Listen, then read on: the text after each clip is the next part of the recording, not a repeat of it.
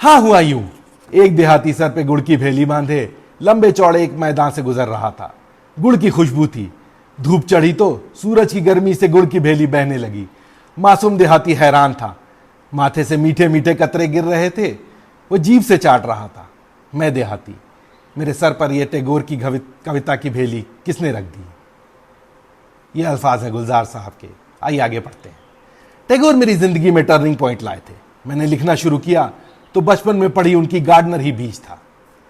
आज हम पढ़ेंगे रविन्द्रनाथ टैगोर की एक कविता कुबीर बोयोस, उसका हिंदुस्तानी ट्रांसलेशन जो गुलजार साहब ने किया, जिसका शीर्षक है आकबत। कुबीर बोयोस का मतलब होता है द पोएट्स एज, और आकबत मतलब कि भविष्य, मतलब कि डेस्टिन्ड एंड। तो आइए शुरू करते हैं। ओ शायर, शाम सर पे आ गई है, तुम्हारे बाल पकने लगे हैं। कभी तन्हाई में जब बैठते हो सदा आती नहीं क्या आकबत की? हुई है शाम, शायर ने कहा, मैं सुन रहा हूं। अचानक आज भी कोई मुझे आवाज दे ले तो, अगरचा हो चुकी है देर तो क्या, कहीं नौम्र दो जंगल किनारे आज भी आकर मिलें, और उनकी दो खामोश आंखें मांग ही ले मुझसे कोई बोल तो, कहो तो कौन उनके मन की बातें साज के तारों पे रखेगा? अगर बैठा किनारे पर भला मंदा गिनूं मैं, आकबत सोचूं, सितारा शाम का गुम हो चुका है।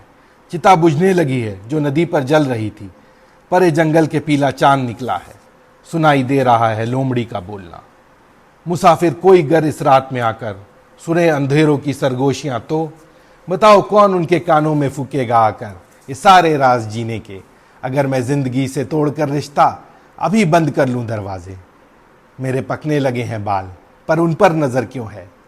मोहल्ले के जवानों और बुजुर्गों में सभी की उम्र का हम उम्र हूं मैं। किसी के चेहरे पर मासूम सादा सी हंसी है, कोई हंसता है आंखों की कनखियों से, कहीं आंसू छलक जाते हैं आंखों से, कोई आंसू सुखा देता है मन ही में।